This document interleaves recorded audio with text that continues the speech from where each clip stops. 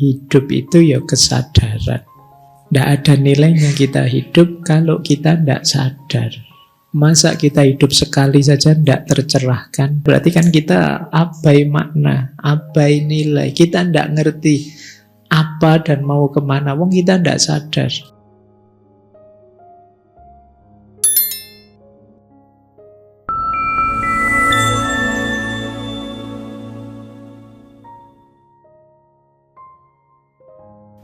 Bismillahirrahmanirrahim. Alhamdulillahi rabbil alamin. Assalatu wassalamu ala asyrafil anbiya'i wal mursalin, sayyidina wa maulana Muhammadin wa ala alihi wa ashabihi wa man tabi'ahum bi ihsanin ila yaumiddin. Amma ba'du. Bismillah. Mari kita lanjutkan lagi belajar kita. Semoga masih tetap bisa istiqomah belajar. Belajar apa saja. Karena di antara fitrahnya manusia itu ya adalah belajar. Tanpa belajar kita tidak bisa jadi manusia yang sebenarnya. Karena manusia tidak seperti makhluknya Allah yang lain. Allah memberi kita potensi-potensi dan daya untuk milih. Cara untuk milih, cara untuk menghidupkan fitrah-fitrah tadi ya tentu saja harus belajar. Baik, kita mengawali tema baru bulan ini. Kita membahas tema ekologi, tema tentang alam. Di tengah banyak keprihatinan kita tentang rusaknya, kacaunya dunia dan alam di sekeliling kita. Termasuk ya bencana-bencana khususnya oleh kelakuan kita. Termasuk ancaman-ancaman belakangan rame megatrust lah dan lain sebagainya. Ayo kita kembali lagi belajar. Ini tema yang kalau kita tanyakan pada siapa saja, semua jawabnya penting. Dan semua sudah tahu kok sebenarnya bagaimana bersikap yang baik terhadap alam, yang tidak merusak dan lain sebagainya. Tapi sebagian besar kita masih berhenti di tahu, belum naik kelas ke sadar. Makanya tema bulan ini kita fokus mereview, belajar lagi tentang bagaimana kita berinteraksi yang baik dengan alam.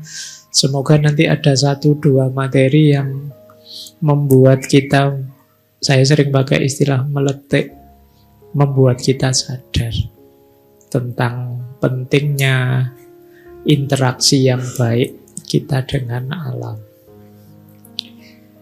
Oke ya, semoga materi-materi bulan ini tidak berhenti hanya untuk keren-kerenan nambah wawasan, tapi sekaligus kita wujudkan dalam bentuk aksi nyata. Silahkan teman-teman berimprovisasi, berkreasi sendiri gimana caranya, saya ikut andil. Meskipun hanya untuk skup diri kita individu. Tidak harus mikir yang besar-besar gimana ya biar Indonesia ini kabotan levelmu. Diawali dari individumu saja. Lingkunganmu paling kecil. Ya paling tidak kamar kosmu lah.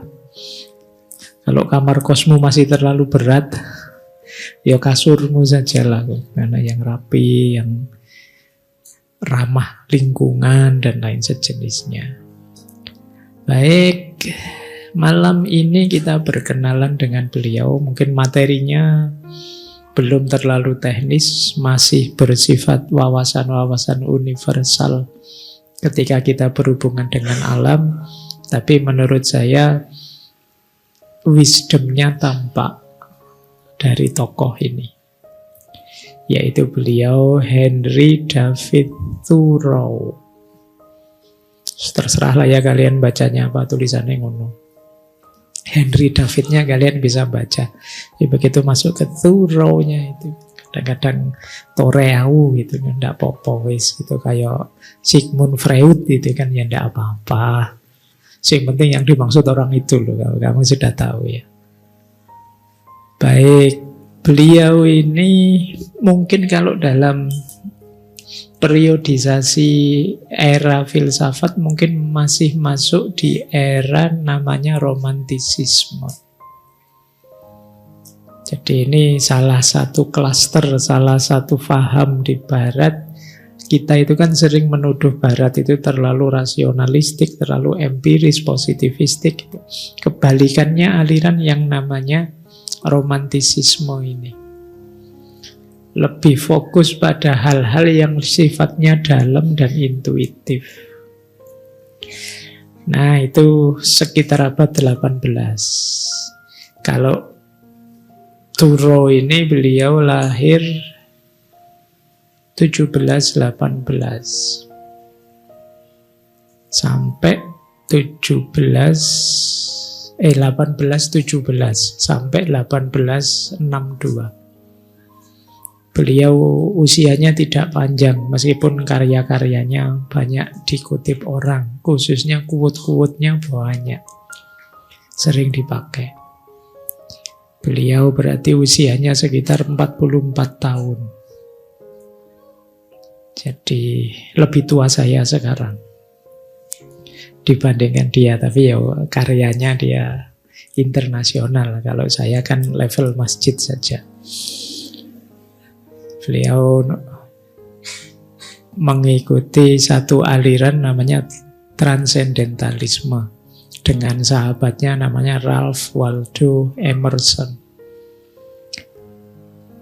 Beliau ini anaknya bapaknya itu punya pabrik pensil.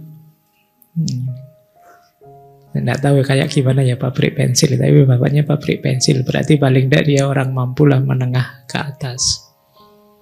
Tapi dia memang punya filosofi hidup sendiri yang khas, suka menyendiri, lebih suka hidup sederhana, dan nanti konsepnya yang luar biasa tentang berhubungan dengan alam, makanya itu transcendentalisme and nature.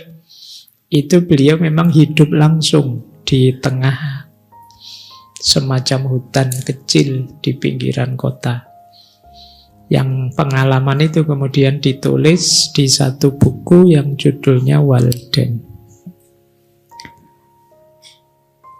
Jadi buku itu isinya semacam autobiografi atau cerita ketika beliau sedang hidup menyendiri. Kalau bahasa agama mungkin semacam uzlah lah. Tapi dari situ beliau punya konsep yang khas nanti tentang bagaimana kita berhubungan dengan alam. Beliau tidak menikah. Mungkin tidak sempat ya, karena sibuk mikir, sibuk merumuskan ilmu, sibuk belajar filsafat dan lain sebagainya, jadi tidak sempat menikah. Tapi bahagia versi beliau sendiri. Saya tidak tahu, mungkin nanti ada banyak quote yang cocok sama teman-teman. Hidup menyendiri, hidup sederhana, kemudian lebih cinta dengan alam daripada dengan manusia, dan seterusnya. Baik, meskipun beliau pernah nyoba ingin nikah. Ada cerita umur 28 tahun beliau melamar perempuan, tapi ditolak. Ya, jadi mungkin alam juga tidak mengizinkan dia nikah. Karena hidupnya pinginnya untuk alam. Baik, kita belajar ya tentang orang ini. Bismillah, kita mulai. Kita dengarkan dulu. Ini dari sahabat beliau yang ngomentari, yang sama-sama punya aliran namanya transcendentalisme. Ralph Waldo Emerson. Dia mengomentari Thoreau itu seperti ini. Thoreau itu dia tidak punya profesi apapun. Dia tidak pernah menikah. Dia hidup sendiri. Dia tidak pernah ke gereja. Nah, berarti kalian boleh jadi alasan kayak saya, Pak, tidak pernah ke masjid. Ya. Dia tidak pernah milih. Milih mungkin pilihan umum ya. Dia menolak bayar pajak.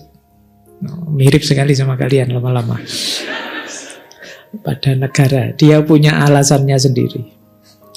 Dia tidak makan daging. Nah, tambah mirip sama kalian. Kalau kalian mungkin ada tambahannya, kecuali ada yang bayari. Kalau beli sendiri nggak nyampe. Dia tidak makan daging, dia tidak minum anggur.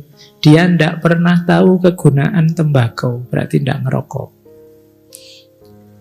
Dan meskipun seorang naturalis, dia tidak menggunakan perangkap maupun senjata. Yang naturalis itu kan biasanya hidup alami, tapi dia juga alami pun ya tidak nyiksa-nyiksa makhluk hidup yang lain, binatang, dia berburu dan lain sebagainya, tidak begitu. Dia memilih dengan bijak, tidak diragukan lagi. Untuk dirinya sendiri, apa yang dia pilih menjadi bujangan dalam hal pemikiran dan alam. Jadi dia ingin jadi orang yang murni, baik dalam pemikiran maupun dalam hidup nyata bersama alam. Dia tidak punya bakat untuk jadi kaya dan tahu bagaimana caranya menjadi miskin. Enak ya, tidak bakat kaya tapi tahu caranya miskin.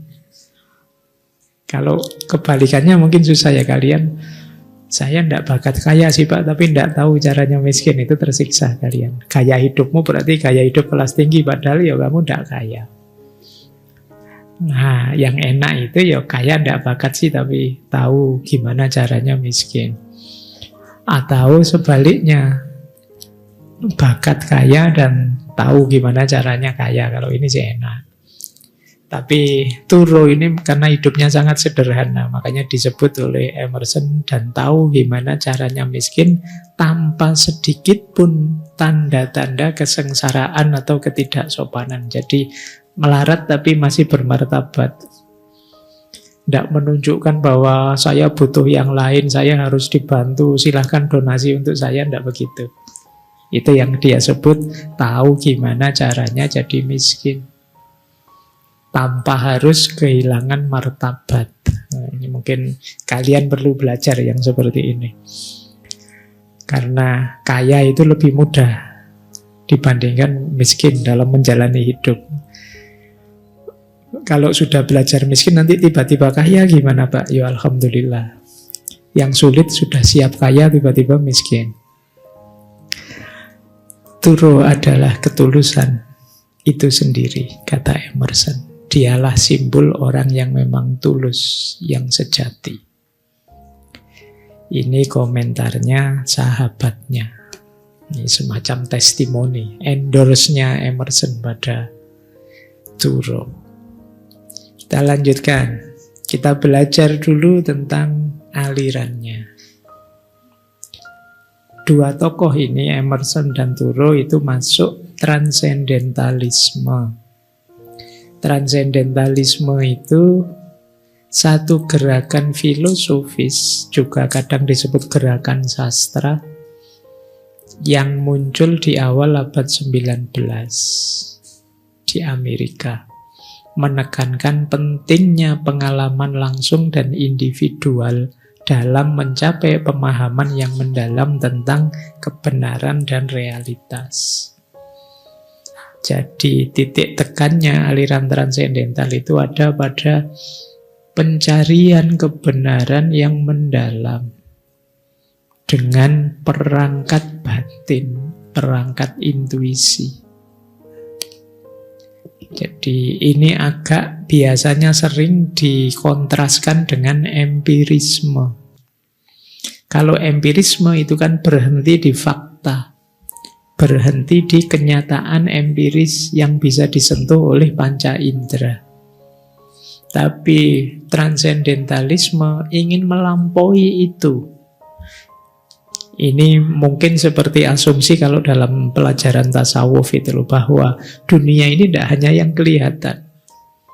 Tangkaplah esensi di balik yang kelihatan. Kalian akan lebih kaya menangkap makna. Kalau berhenti di yang kelihatan, ya kita mungkin agak miskin dalam hal makna. Misalnya kopi ini, kalau kalian hanya menilainya, hanya minuman yang bisa dirasakan oleh lidah tanpa makna lebih dalam, ya berarti kalian perlu belajar transendentalisme. Ada banyak makna bisa kalian tarik, meskipun sekedar dari kopi yang 1 gelas ini. Kita coba ya. Bismillah.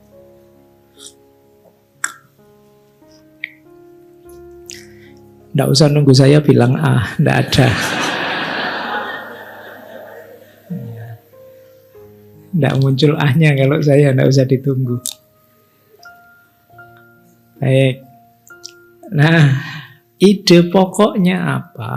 Ide pokoknya transendentalisme itu seperti saya bilang tadi ya, menggali kebenaran, menemukan makna. Dengan cara apa? Eksplorasi diri. Ini memang agak mirip dengan wawasan-wawasan timur bahwa kedalaman itu adanya dalam diri, kemudian mencari hubungannya dengan alam. Tapi ada satu ciri yang lain yang khas, sampai Thoreau tadi tidak bayar pajak, dia punya alasan sendiri. Karena dia melihat seringkali norma-norma sosial, norma-norma budaya komunal bersama itu justru menghalangi individu menemukan kebenaran yang sejati. Kadang-kadang malah justru mengeruhkan, mengacaukan. Jadi di titik ini kemudian ada kritik-kritik terhadap hidup sosial, termasuk agama di level sosial. Makanya tadi ada kalimat dari Emerson, dia ini orang tulus sih, tapi tidak pernah ke gereja. Itu antara lain bentuk protes dia, karena kadang ada keberagamaan yang membelenggu individualitas. Kita jadi tidak bisa mengenali diri kita sendiri, karena kita dihalang-halangi untuk membaca diri kita secara objektif. Nah, itu visi pokoknya. Ada 2 buku dari 2 orang ini, yaitu Emerson dan Thoreau, yang sering sekali dikutip. Yang pertama Nature dari Emerson, dan yang kedua Walden dari Thoreau. Malam hari ini referensi kita sebagian besar dari bukunya Thoreau ini, karena kita sedang bahas beliau. Kapan-kapan Emerson bisa kita bahas ulang. Yuk, kita mulai ya. Belajar transendentalismenya Thoreau dan hubungannya apa dengan alam. Ada quotes menarik dari bukunya Thoreau. To be awake is to be alive. Ini kalau diterjemahkan lebih bebas, mungkin maksudnya hidup itu ya kesadaran. Tidak ada nilainya kita hidup kalau kita tidak sadar. Istilahnya Ibnu Tufel, Hay bin Yaqdhon. Hay itu hidup, Yaqdhon itu bangun. Bangun itu maksudnya sadar. Masa kita hidup sekali saja tidak tercerahkan, tidak sadar. Ketika kita hidup dengan tidak sadar, berarti kan kita abai makna, abai nilai. Kita tidak ngerti apa dan mau kemana, wong kita tidak sadar. Kalau sampai usia kalian ini, misalnya kalian mungkin usia 20-an ya, kalau ditanya orang, apa sih makna hidup ini bagimu? Dan kalian tidak bisa jawab, kemungkinan kemarin kalian tidak terlalu serius dengan hidupmu. Kamu tidak pernah mikir, saya pas tidak sih seperti ini? Hidup saya ini on the right track atau tidak sih? Keinginanku apa sih? Penyesalanku kemarin-kemarin yang harus diperbagi apa sih? Ini kan namanya kalian menyadari hidup. Tapi kalau kalian tidak bisa jawab itu semua, ya berarti kalian belum aware, belum awake, belum bangun. Hidupmu mungkin seperti mesin saja, seperti robot saja. Berjalan sih, canggih sih, tapi tidak punya kesadaran. Otomatis saja. Kita kan hari ini persis kan seringkali kayak mesin. Bangun tidur HP, TikTok. Nanti mandi, di kamar mandi pun sambil pegang HP, ya kan? Entah sambil nyanyi, entah sambil jongkok, entah sambil apa, tidak bisa lepas dari HP. Nanti bahkan habis mandi ke kamar, sepi HP-nya diputer lagu apa, HP lagi, tidak bisa jalan. Ritme ini berulang terus, akhirnya kita kayak robot, melakukan aktivitas apapun tapi tanpa kesadaran. Sampai kemudian kita kaget, ternyata sudah mau ujian ini ya. Ternyata sudah terancam DO saya. Ternyata itu menunjukkan kita selama ini belum yaqdzun, belum sadar. Masih sekedar hidup. Itu kan diketawakan sama Buya Hamka itu kan. Kalau hidup sekedar hidup, ya monyet di hutan juga hidup. Itu tajam kalimatnya ya. Oke, baik, kita lanjutkan. Ini salah satu quote mungkin ya yang penting dalam transendentalisme. Yuk kita menyadari hidup kita, mengeksplor diri kita, menegakkan identitas jati diri, keinginan kita, dan seterusnya. Baik, kita mulai pelan-pelan. Transendentalismenya Thoreau yang pertama, seperti sedikit saya singgung tadi ya, berbasis pada intuisi. Jadi intuisi sebagai sumber kebenaran. Ini mirip kalau teman-teman membandingkan seperti saya bilang tadi dalam kajian-kajian tasawuf. Jadi kebenaran tertinggi itu tidak akan bisa ditangkap oleh akal atau rasio yang terbatas, tapi melalui intuisi atau pengalaman pribadi. Jadi intuisi itu sering didefinisikan sebagai pengetahuan yang kita peroleh melalui pengalaman langsung, tidak melalui belajar keluar diri. Jadi intuisi itu pengetahuan yang hadir dalam diri kita. Bisa lewat pengalaman, kalau dalam agama kadang-kadang bisa saja dianugerahkan langsung oleh Allah. Jadi itu intuisi. Kalau orang Jawa menyebutnya rasa. Dalam bahasa Arab disebut dzauq. Jadi pengetahuan secara intuitif.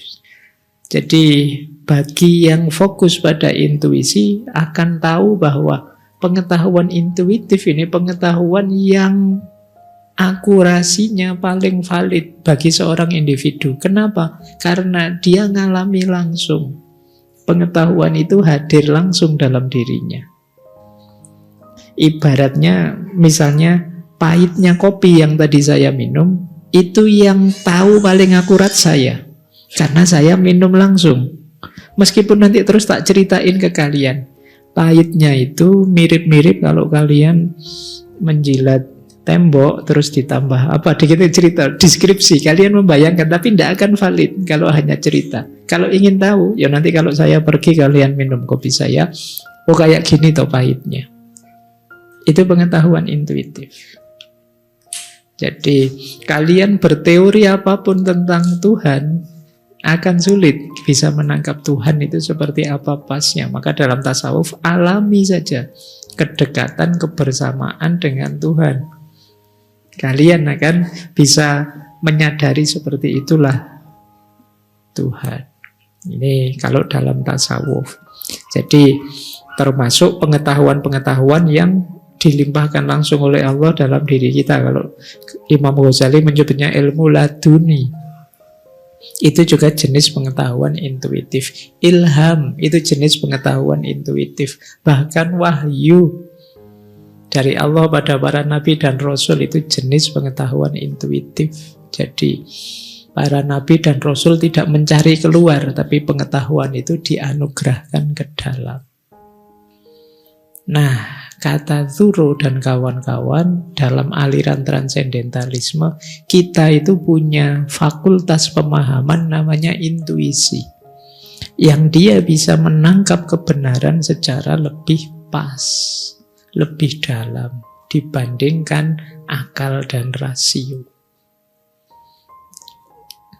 Jadi oleh karena itu di banyak tulisannya Thoreau dia banyak bilang tentang ayo kita sering-sering mendengarkan suara hati atau suara batin. Karena dalam kondisi jernih dia bisa menyuplai kebenaran. Kalau batinmu jernih, kadang-kadang kalau ada yang jelek, yang negatif masuk, itu kan, rasanya kok enggak sreg ya. Itu sebenarnya jenis pengetahuan intuitif. Kok enggak enak ya, enggak nyaman ya. Makanya ada hadis itu yang isinya, Rasulullah bilang, al-ismu mahaka fi sodrika wa karihta ayat toli'a alaihin nas. Dosa itu, kalau hatimu terguncang, kamu kok rasanya ndak enak ya melakukan ini, itu kemungkinan ism, kemungkinan dosa. Tapi kalau hatimu jernih ya, kecuali kalau hatimu gelap ya mungkin kamu ndak enak-enak aja Pak. Nah itu mungkin hatimu agak ndak beres. Harusnya dalam kondisi jernih hatimu, nuranimu bisa menangkap hal yang negatif. Nah, intuisi jadi alat yang banyak dikedepankan oleh transendentalisme. Berarti dalam diri lebih penting daripada luar diri. Oke, ada quote menarik dari Thoreau. Ini dulu ya, yang dalam diri. What lies behind us and what lies ahead of us are tiny matters compared to what lies within us. Apa yang ada di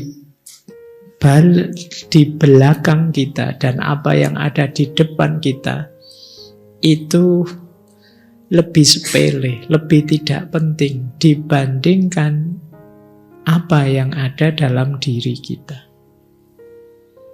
Jadi dunia sekeliling kita itu tergantung diri kita. Jadi mungkin kemarin kita belajar teori tentang mindset itu ya. Ngajinya sih seperti ini. Tapi apakah nyaman ataukah tidak nyaman, enak ataukah tidak enak, itu biasanya tidak tergantung situasi di luar diri kita, tapi tergantung suasana diri kita, kondisi diri kita. Kalau kamu lagi stres, lagi galau, lagi sumpek, serame apapun ngaji ini rasanya sepi, pikiranmu melayang kemana-mana. Jadi kondisi dalam diri kita lebih menentukan. Kalau kamu sedang marah, ada komedi selucu apapun, kamu tambah ngamuk. Kenapa? Yang harusnya lucu kamu tertawa, karena batinmu sedang galau, rasanya malah melecehkanmu dan kamu marah. Jadi yang ada dalam diri kita itu lebih penting. Makanya tadi alatnya intuisi. Bisa saja ini pengalaman menyenangkan bagi orang lain, tapi begitu masuk ke saya menangkapnya sebagai pengalaman yang kurang menyenangkan. Pengalaman yang negatif. Jadi ternyata dunia di depanku, dunia di belakangku itu kalah penting dengan dunia di dalam diriku. Berarti apa? Tugas kita pertama membereskan dunia dalam diri.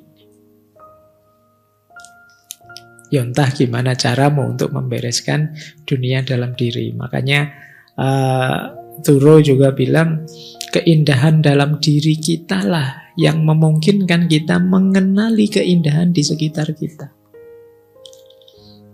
Jadi diri kita indah dulu, baru kita bisa mengapresiasi, meresepsi keindahan di sekeliling kita.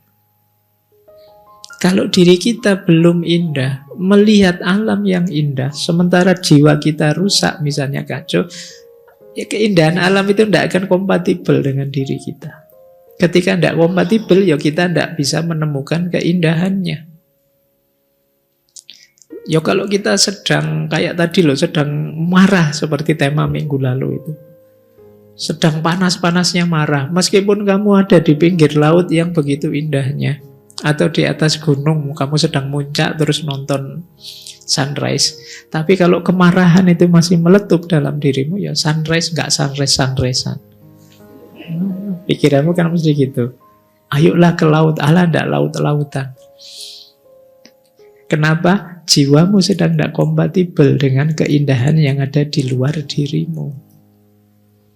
Jadi hanya diri yang indah yang bisa mengapresiasi keindahan.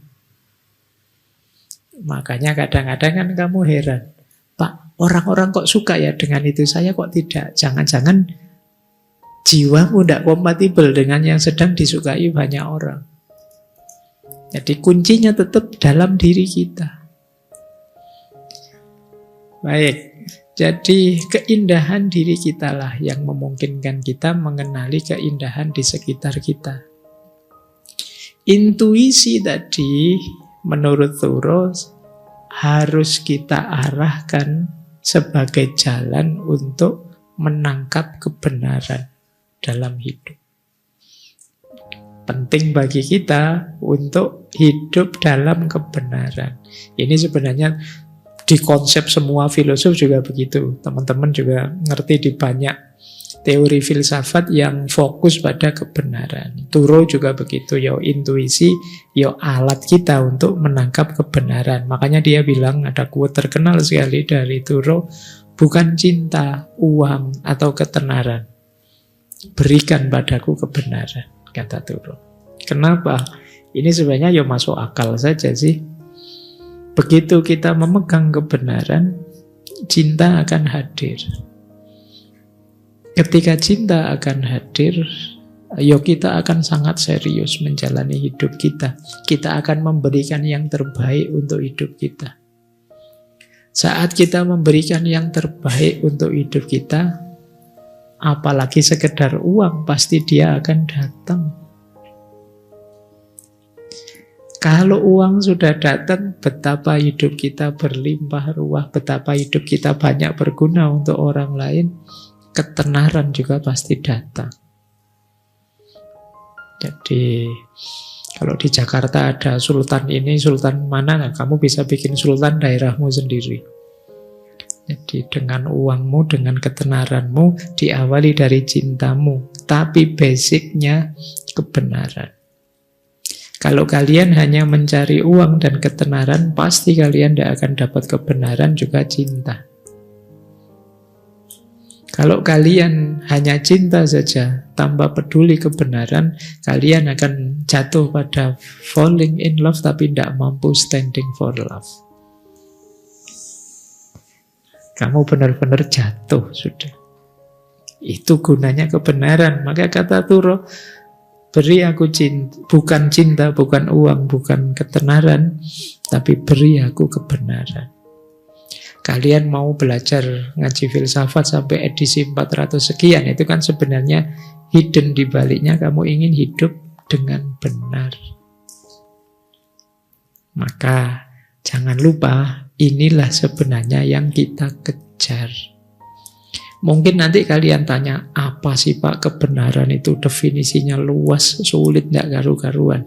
Jawabannya Thoreau apa? Tangkap dan rasakan dengan intuisimu.